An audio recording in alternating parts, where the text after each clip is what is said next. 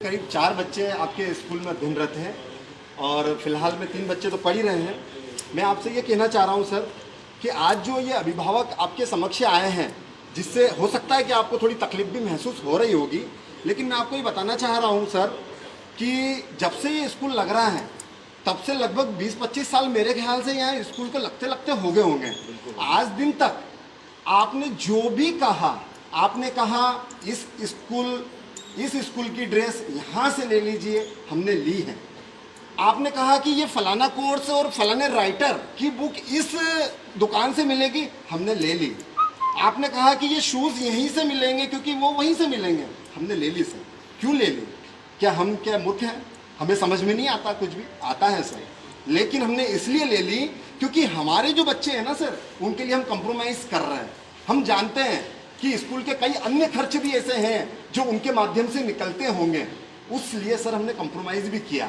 और कभी जीवन में आके आपसे शिकायत नहीं करी। ये इतने पेरेंट्स खड़े हैं सर, मैंने भी कभी शिकायत नहीं करी कि आपने हमको क्यों कहा कि वहाँ से ड्रेस खरीदो, वहाँ से किताबें खरीदो। हमने कभी नहीं कहा, क्योंकि हम आर्थिक रूप से ये समझते थे कि थोड़ी मेहनत ज़्यादा कर लेंगे अपने बच्चों के लिए, लेकिन आपको संतुष्ट रखेंगे। ये 25 साल का रिकॉर्ड मैं आपको बताने जा रहा था। अब आगे की बात सर, 100 साल में एक साल ऐसा आया है, जैसा कि माननीय अनुविभागीय अधिकारी स्वयं अपने उद्बोधन में कहते हैं कि ये जो चीज़ हुई है ना, इसको आपको बर्दाश्त करना पड़ेगा।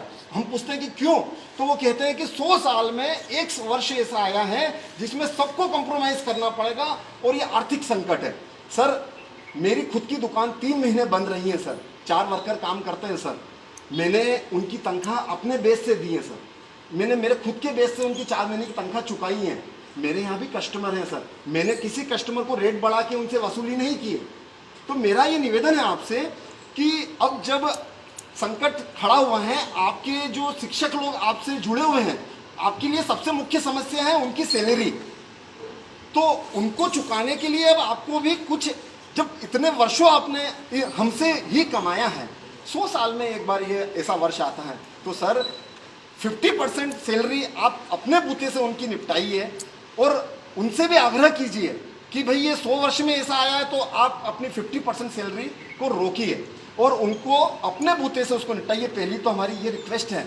चलिए, उसके बावजूद भी अगर आपको हमसे कोई आशा है तो हम ये कहते हैं, हमारे अभिभावक संगठन की एक कमेटी से 5 सदस्यों को बुलाकर आप ऑनलाइन से संबंध में कुछ एक निश्चित करना चाहते हैं। अगर ऑनलाइन क्लास चलाना ही चाहते हैं, वो भी 8th से 12th की, क्योंकि 8th तक की तो परमिशन हम स्वयं भी नहीं देंगे, 8th से 12th तक की अगर आप ऑनलाइन क्लासेस चलाना ही चाहते हैं तो हमारी कमेटी के 5 सदस्यों को बिठाकर उनकी वास्तविक मुसीबतों को समझकर, आपकी समस्या को समझाकर कैसे common minimum programme online classes का बन सकता है, वो बनाकर आप ऑनलाइन क्लास स्टार्ट कीजिएगा।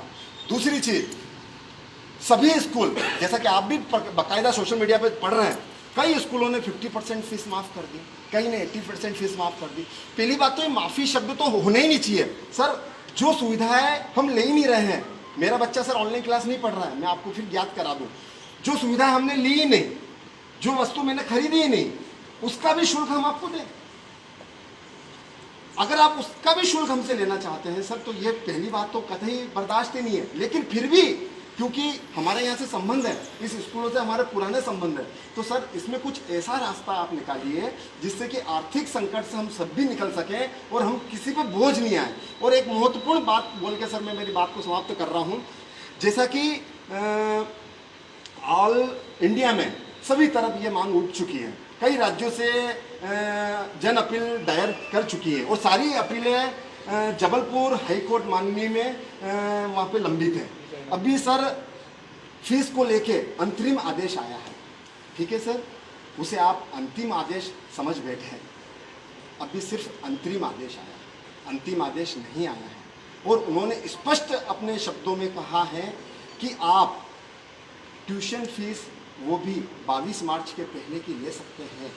और इसके अलावा आप वो फीस लेने के लिए भी किसी भी पेरेंट्स से, और सर बच्चों से तो बिल्कुल भी नहीं, पेरेंट्स से सिर्फ रिक्वेस्ट कर सकते हैं कि आप ट्यूशन फीस जमा करिए।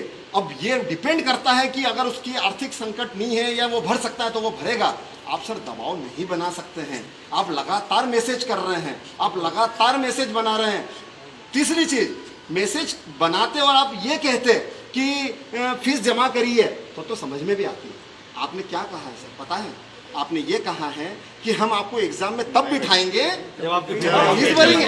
ये सर क्या ब्लैकमेलिंग है? ये भी आप बच्चों को इस पे मैसेज कर ये रहे हैं। ब्लैकमेलिंग है। आप हमको बोलिए ना ये चीजें तो मतलब ये क्या है? ये ब्लैकमेलिंग है। आप अपना ये भविष्य सीधे सीधे बच्चों का भविष्य ये को सीधे बिगाड़ रहे हो। सीधे ये सीधे सीधे ये तौर पे आप 25 साल के संबंधों को अभिभावकों को भूल कर आप ब्लैकमेलिंग कर रहे हैं। आप कह रहे हैं कि हम आपको पासवर्ड तब देंगे। अरे सर ऑनलाइन की जो आप एग्जाम की बात कर रहे हैं ना सर, ये जितने पेरेंट्स खड़े हैं एक भी बता दे कि उनका बच्चा बिना टिप के अगर वो एग्जाम दे देगा आपकी, कोई भी नहीं देगा सर। सब जानते हैं, लेकिन आप भी जानते हो, लेकिन आप ले रहे हो। क्यों ले रहे हो? आपको फीस चाहिए और कुछ भी नहीं है, सीधा फंडा है, फीस चाहिए। मेरा ये कहना मेरी बात है सुनिए। कि कोर्ट में जब तक मामला लंबित है आप स्वेच्छा पे छोड़ दीजिए, वो फीस जमा करे ना करे, बाध्यता उत्पन्न मत कीजिए। हम सारे पेरेंट्स ने ये तय किए हैं, यदि आपके जवाब से हम संतुष्ट नहीं होते हैं तो जावरा अभिभावक संगठन के माध्यम से सभी अभिभावक आने वाले समय में हम संबंधित स्कूल के खिलाफ कार्रवाई करेंगे, एफआईआर दर्ज करवाएंगे कि हमको परेशान किया जा रहा है, हमें ब्लैकमेलिंग किया जा रहा है कि हम एग्जाम में नहीं बिठाएंगे, आपको स्कूल से निकाल देंगे, या जो भी XYZ सब हो रहा है। सर ये हम बर्दाश्त इस वर्ष नहीं कर पाएंगे, ये हमारा आपसे विनम्र निवेदन है।